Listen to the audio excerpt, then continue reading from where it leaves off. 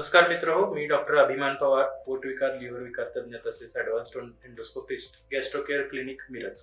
तर आजच्या व्हिडिओमध्ये आपण कॉन्स्टिपेशन म्हणजे बद्धकोष्ठ म्हणजे काय आणि त्याची वेगवेगळी कारणे आणि त्याचे निदान आणि त्याचे उपचार याबद्दल जाणून घेऊया.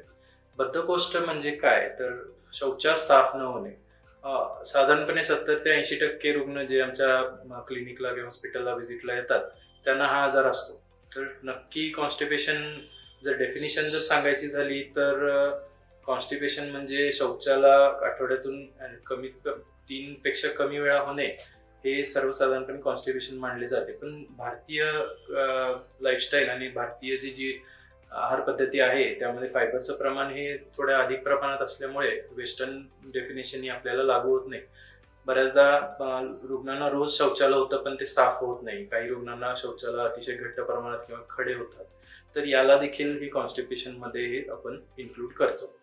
तर याची नक्की कारणे काय तर सगळ्यात महत्वाचं आणि 90% रुग्णांना याचं पहिलं कारण हे असतं की कमी प्रमाणात पाण्याचं सेवन तसेच आहारात फायबर किंवा तंतुमय जे पदार्थ असतात, उदाहरणार्थ हिरव्या पालेभाज्या, काकडी, कोशिंबीर, फळं इत्यादींचं जे प्रमाण असतं ते कमी प्रमाणात असणे, शिवाय काही अपायकारक पदार्थ ज्यांचं सेवन जास्त असणे सर्वात प्रमाणे कारण कॉमन आहे.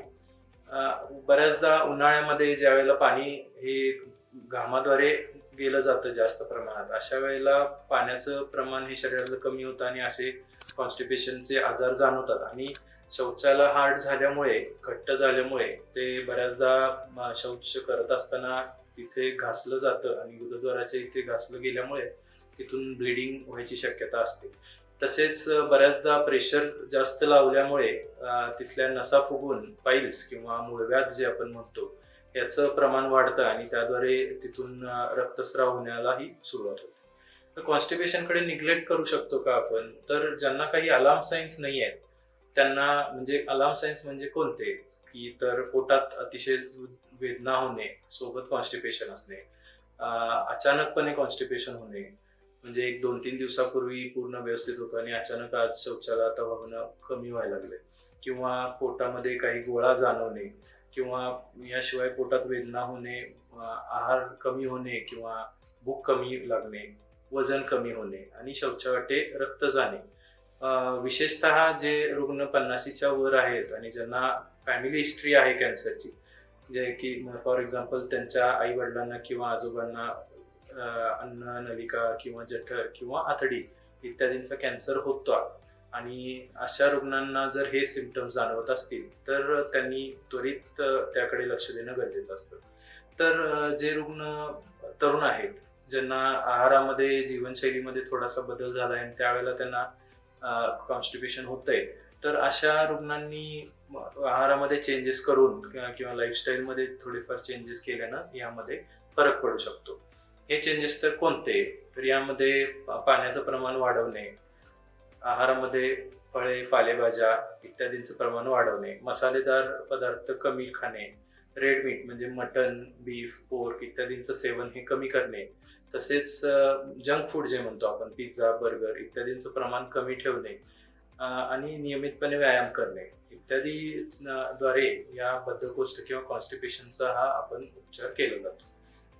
बऱ्याचदा आहारामध्ये फायबरचं प्रमाण कमी पडतं, अशा वेळेला बाहेरून फायबर सप्लिमेंट्स आपण घेऊ शकतो की ज्याच्यामुळे हे औषध उपचार म्हणून आपण करू शकतो आणि ज्यामुळे कॉन्स्टिपेशनला आराम मिळू शकतो. पण ज्या रुग्णांना अलार्म साईन्स आहेत अशा रुग्णांनी हे पोटविकार तज्ञांना त्वरित दाखवणे गरजेचे असते. शिवाय याद्वारे बऱ्याच अशा रुग्णांना कोलोनोस्कोपी किंवा गुदद्वाराद्वारे केली जाणारी एंडोस्कोपी ही करावी लागू शकते. शिवाय काही रुग्णांना सीटी स्कॅन व सोनोग्राफी इत्यादी पद्धतींचा हा आधार घ्यावा लागू शकतो. अशाद्वारे बऱ्याच रुग्णांना जे 60-50च्या वरचे आहेत अशा रुग्णांना हे जे सिम्पटम्स जाणवतात कॉन्स्टिपेशनचे, यामध्ये काही रुग्णांना आतड्यामध्ये अल्सर असायची शक्यता असते, काही रुग्णांना पॉलिप्स असायची शक्यता असते, तर काही रुग्ण ज्यांना हाय रिस्क आहेत अशा रुग्णांना आतड्यांचा कॅन्सर ही असायची शक्यता असते. त्यामुळे कॉन्स्टिपेशन शक्यतो जर काही अलार्म साईन्स नसतील तर तुम्ही होम रेमेडीज किंवा जे आपण आत्ता आहार पद्धती किंवा जीवनशैलीतले बदल जे सांगितले ते तुम्ही करू शकता. पण ज्यांना अलार्म सायन्स जे आपण डिस्कस केले ते असतील तर त्यांनी त्वरितच पोटविकार तज्ज्ञांचा सल्ला घेणं हे गरजेचं असतं. हा व्हिडिओ तुम्हाला आवडला असेल तर तुम्ही लाईक करा, शेअर करा आणि सबस्क्राईब करा. आणि तुम्ही www.gastrocaregalaxy.com या संकेतस्थळावरती अधिक माहितीसाठी पाहू शकता किंवा खाली दिलेल्या नंबरवरती संपर्क करू शकता. थँक्यू.